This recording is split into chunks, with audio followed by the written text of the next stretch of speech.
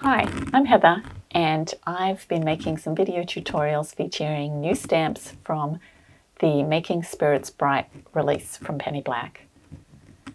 I'm going to start by blending some ink onto a piece of hot press watercolor paper to make a little bit of a background. It's just going to be subtle. I just want to not have a stark white background. So I'm blending with a blending brush with my new favorite blue. I love this speckled egg blue. It's kind of a gray blue with a little hint of green, perhaps. It's not very strong. It's quite a subtle effect, and I'm going to add a little bit of splatter to just add interest to it. So I'm splattering water first and then letting it sit for a few minutes and dabbing it out, well, maybe for 30 seconds, dabbing it out with a paper towel. I added a little more splatter, and then I decided to add some ink splatter as well. So not only would I have the white watermarks, but I'd also have some little blue dots splattering some speckled egg ink over the top of that.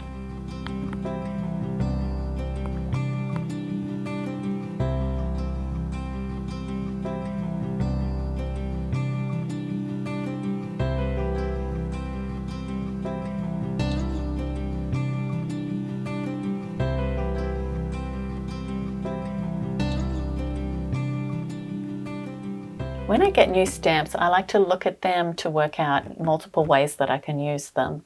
So even though this new stamp is a garland shape, it would look really nice kind of hanging across the landscape version of a card. I'm using it in a different way today to make multiple hanging decorations from the top of the card where I've masked an area. So I'm just going to be arranging it across the top of that panel there. I'm starting by inking the berries with distress markers, but I decide that that is the opposite order that I want. So I've kind of fast forward through that footage to where I start afresh with a new orientation for this stamp, and I'll take you through the process in the order that I recommend. I changed my mind on inking the berries first and decided that that was better if I inked them last. So I'm just fiddling around with the orientation of that garland so that I can get different angles and different lengths as it hangs down from the top of the card. I'm using distress markers for all the inking of this stamp, and starting with a peeled paint distress marker on the holly leaves and adding a little bit of darker shadow with a forest moss distress marker. There are 3 different types, or maybe 4 different types of foliage on this stamp. The next one I'm doing is what I think is mistletoe, the leaves that have a kind of a loop at the end, and I'm doing those in iced spruce. And then there are also some long leaves, but they have little points at the end, so I think they're a little bit different. I'm doing those in ice spruce plus some pine needles ink as well. I often do 2 colors for my leaves just to give them a little bit of variety, not always, but often.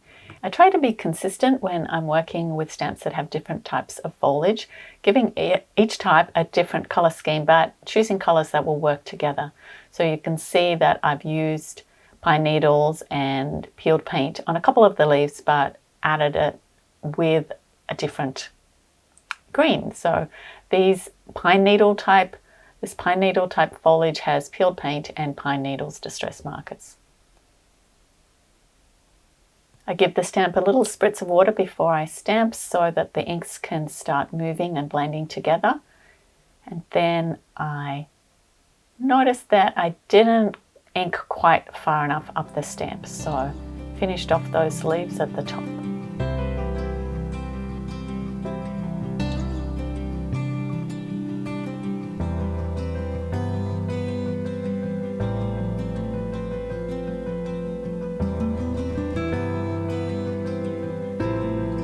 blending after stamping with a paintbrush and some water just to fill out some of those solid leaves. So the holly and the mistletoe leaves I'm blending with water, because with the texture of the paper and the texture of the stamp, sometimes you don't get a really strong image on watercolor paper. So a little bit of blending makes the image a little bit stronger, but also I like the look of blended ink on the page. It's a watercolor look that I really like. So you can see I've left the berries to last because I didn't want those reds to be blending every time I added some green and some water. I didn't want the red of the berries to blend with the green of the leaves and end up with a brown color. So I've just used worn lipstick ink and aged mahogany ink to stamp those berries.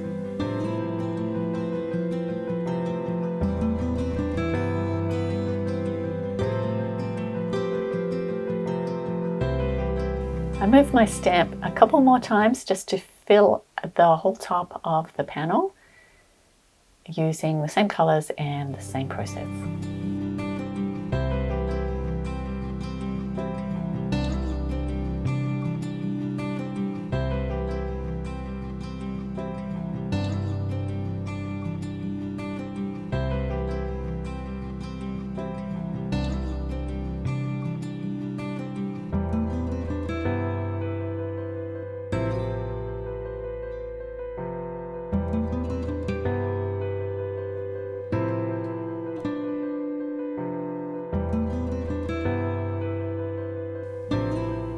I needed just a little bit of filler for that space on the top of the panel, so I just pressed the stamp down with my fingers, didn't bother to put it in the positioner. I've created a new online class where I'm stamping, painting, and designing wreaths for cards. So that'll be available at the end of the month, and I hope you'll check it out. Once all the stamping was done, I did a little bit of touching up with the bullet tip of my markers, just adding stems and a few details in where they were missing. The berries really weren't standing out as much as I wanted them to with the worn lipstick stamping, so I decided to add some pearlescent paint, some red pearlescent paint from a Finetec set. I just mixed it up. I add a droplet of water, I let it sit for a minute or two, and then I mix it to a paste consistency with a paintbrush. And then I'm just painting over all the berries so they will have just that little bit of shimmer and also stand out a lot more than they were.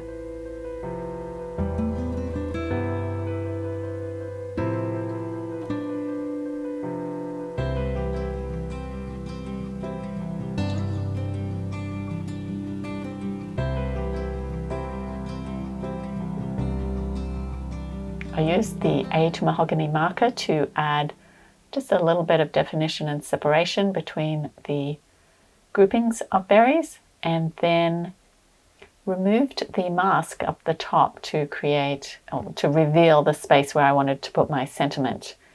I thought I was filming the stamping of the sentiment, but the camera had shut off, so you won't see that.